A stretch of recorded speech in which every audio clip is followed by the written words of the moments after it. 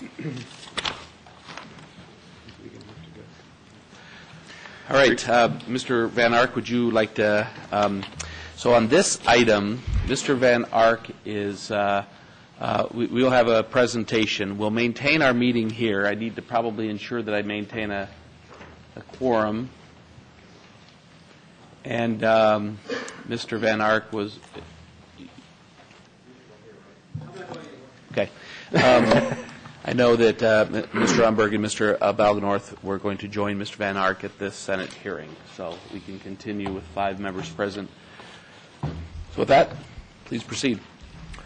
I'm back. Board, item number 8 again is an action item. I'm Jeff Abercrombie, the program manager for the Central Valley, Merced to Fresno, Fresno to Bakersfield.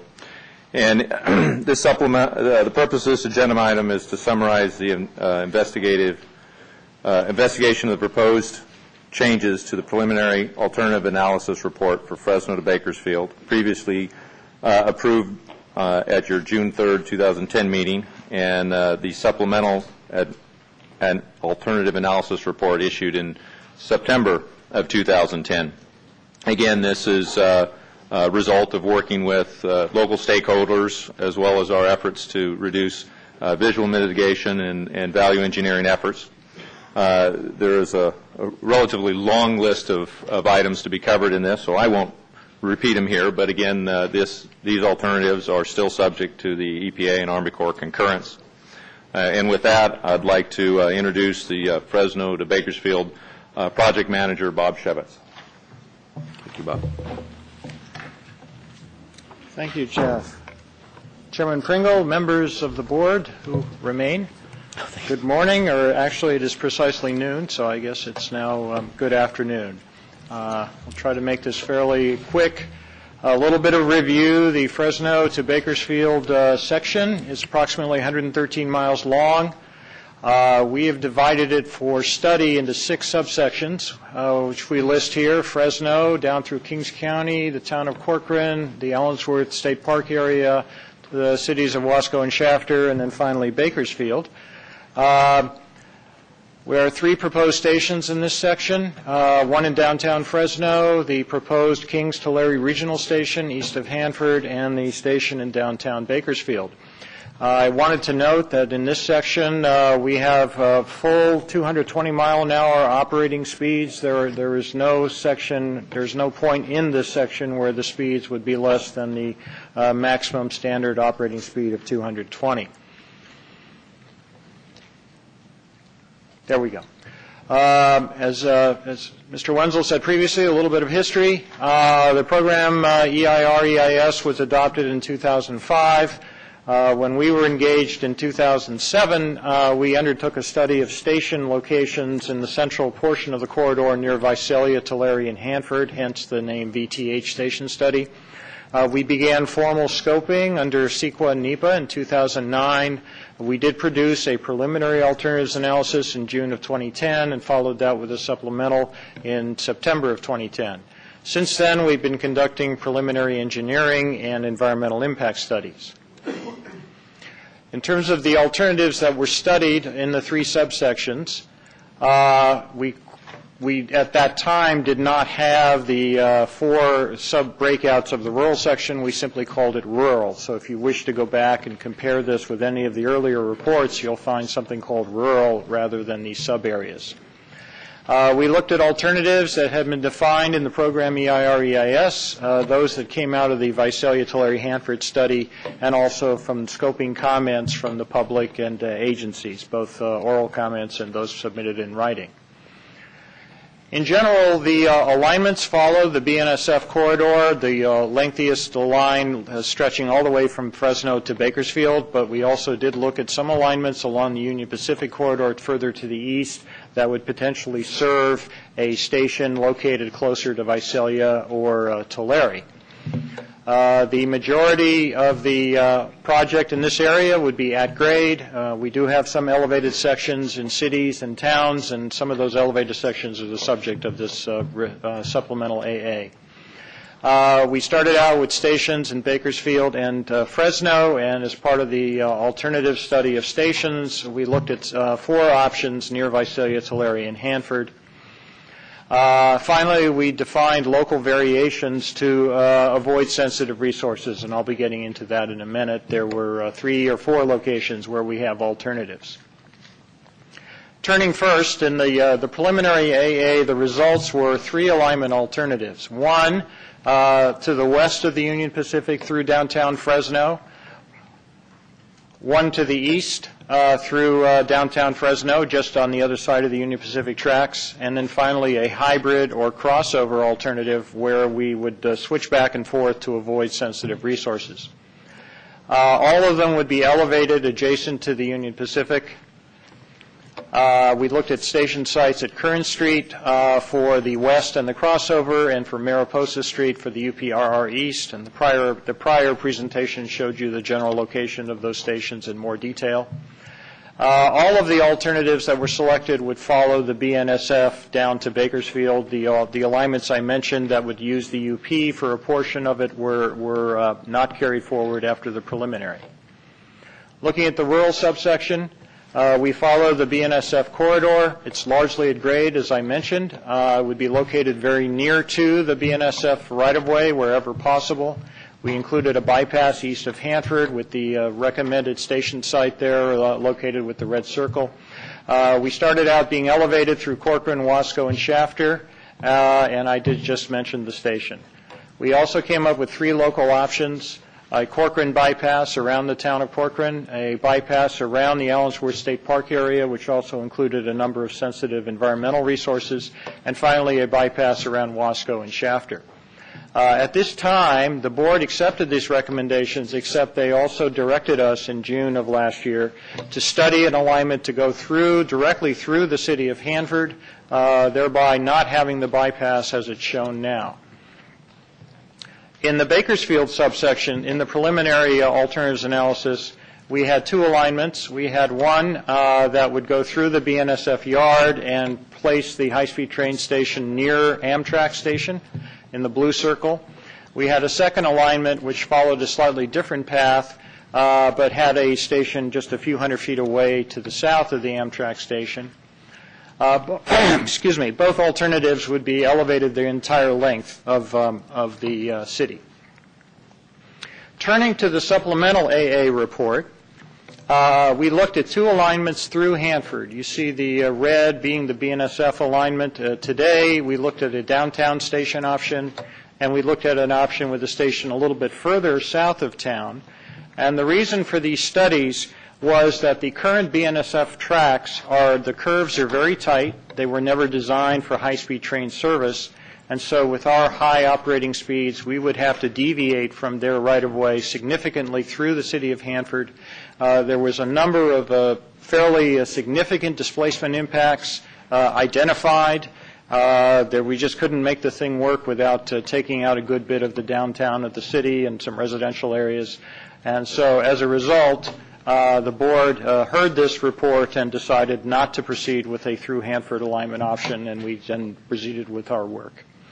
So in the preliminary engineering phase, we continued development of alignments. We looked at environmental impact analysis in great detail, and we're of course heading up to release of a draft environmental impact report, impact statement. We talked extensively to stakeholders. We talked with the railroads, and we also talked with federal and state resource agencies about their concerns about sensitive resources. Finally, we conducted design reviews, the early phases of value engineering, which were mentioned previously, looking for ways to optimize the system, to cut costs, and make it more efficient. The results of this were modifications to existing alternatives, which I'll then detail for you. We added new alignments, new features. We are recommending to remove 2 alignments and some other features. We looked at shifting alignments horizontally, and we looked at changing the profiles from elevated to at grade in several locations.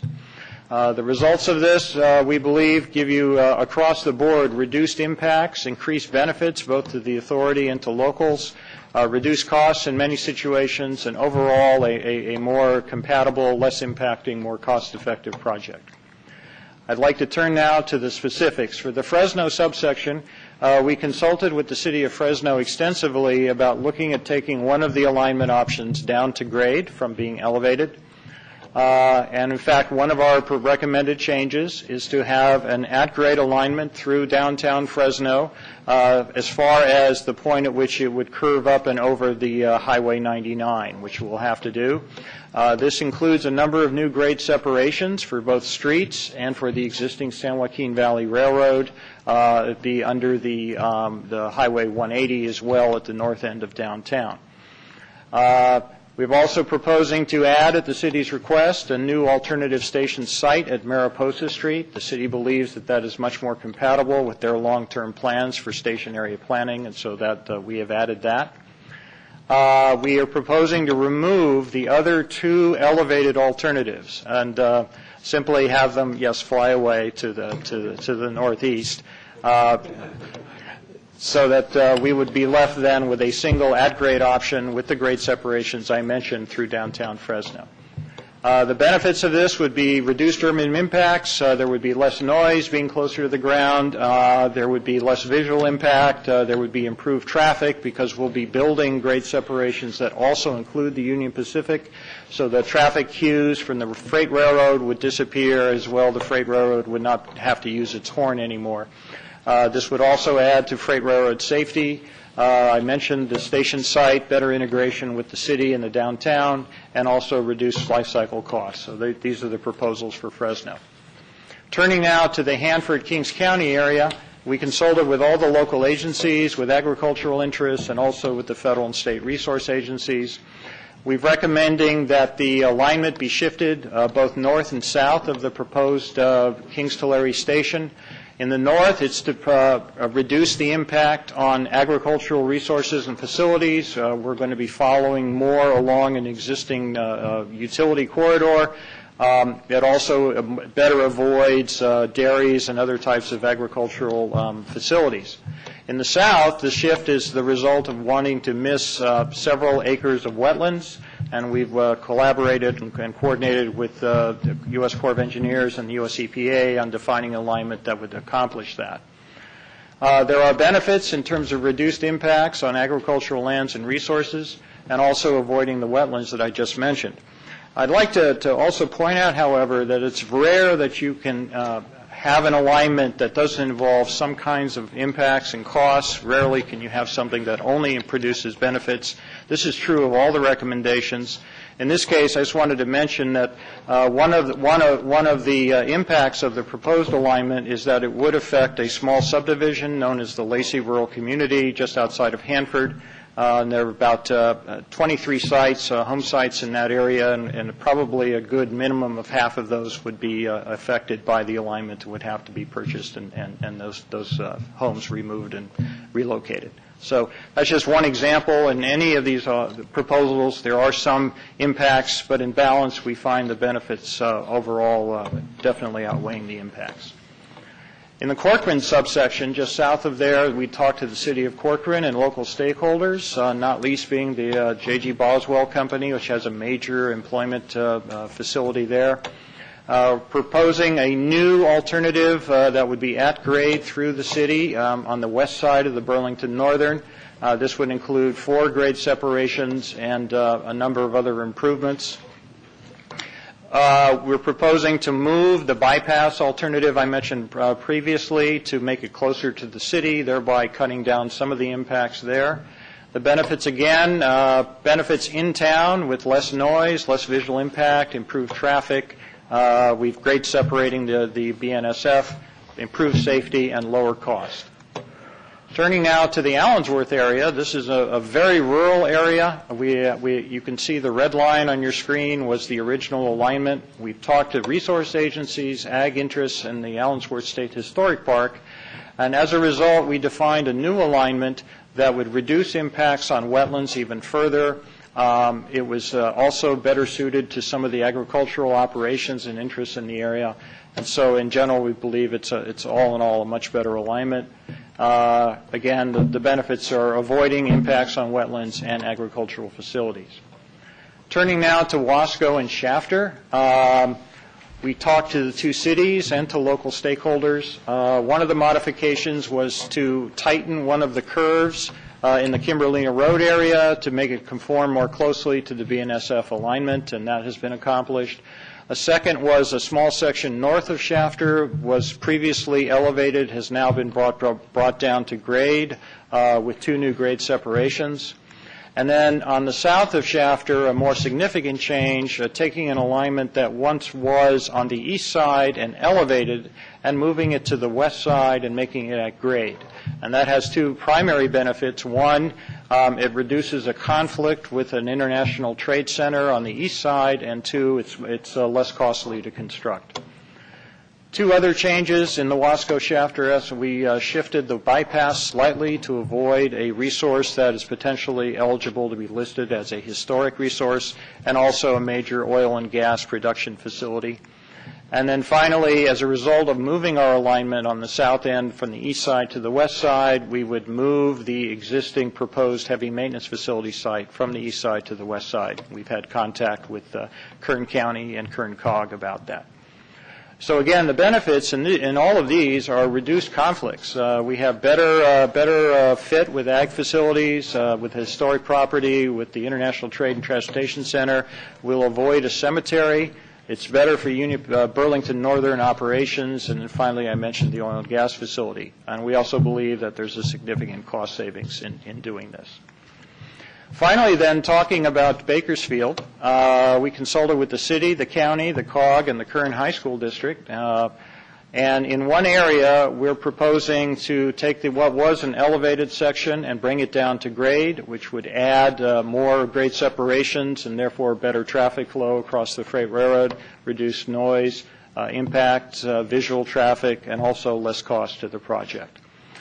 So what I have now is a summary of all these changes. I'd be happy to read them to you, or if you'd prefer, we can just go ahead. We heard them all. They're all in our report as well. Okay, so I'll skip reading them all. Yeah, that'd be a good idea. Okay, all right, very good. So I'll just say there are 3 in Fresno, 1 in the Hanford-Kings County area, 2 in Corcoran, 1 in Allensworth area, 5 in the Wasco Shafter area, and 1 in the Bakersfield subsection. I did also want to add that we're proposing to clarify in the preliminary alternatives report, we had mentioned that we would share right-of-way with the BNSF wherever possible. In subsequent discussions and analysis, we'd like to clarify that to mean that we will be adjacent to them wherever possible, but we will not be sharing their actual right-of-way with them. So that's one other change. As far as next steps, we ask that you accept the staff recommendations. And then from here on, we plan to release our draft EIR-EIS at the end of July, have public hearings in August, a final release of the final in the end of December, and then anticipating a rod nod in February of next year. And with that, I'm finished. Thank you. Very good. Any questions from board members? Yes, Mr. I just have one quick question. Thank you, Mr. Chairman. In this presentation and in the prior one, the alignments that we've been looking at run on BNSF or adjacent to. Tell me, just give us a little color on the relationship that we have with that entity, and we've talked a lot about the cost savings and the efficiencies. That's terrific. Are they sharing in that? Give us some color on what's going on with that. Okay, as well. I certainly could, but I would think perhaps there's someone from the authority that would be better to talk about the business relationship. I can say that we've had a number of meetings with them to discuss alignments. They've been very, very cooperative. I know also there's an MOU between the authority and the BN that is either signed or is being contemplated to be signed to share costs. But I would ask for some assistance from the authority. I think we'll use your response as a complete response, and then have Mr. Toledo ask that question to Mr. Van Ark at our next meeting. Great. That'd be great. Any other discussions from board members? There's a couple members of the public that wish to be heard on this item.